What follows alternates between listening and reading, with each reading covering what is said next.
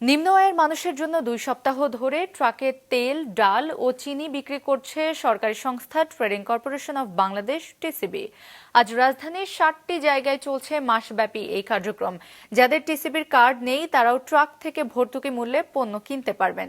একজন ভোক্তা সর্বোচ্চ 2 লিটার ভোজ্য তেল, 2 কেজি মসুর ডাল ও 1 কেজি চিনি কিনতে পারবেন। প্রতি লিটার তেলের দাম 115 টাকা, প্রতি কেজি মসুর ডাল 70 টাকা ও চিনি 80 টাকায় বিক্রি করছে সংস্থাটি। প্রতিদিন একটি ট্রাক থেকে 500 জন পণ্য কিনতে পারবেন।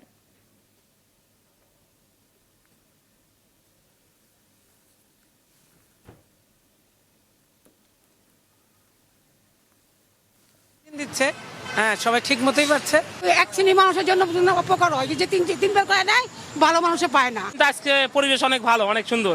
1 কেজি ডাল কিনতে গেলে 180 টাকা লাগে, আর এখানে পাইতে আছে মনে করেন তার অর্ধেক দামে।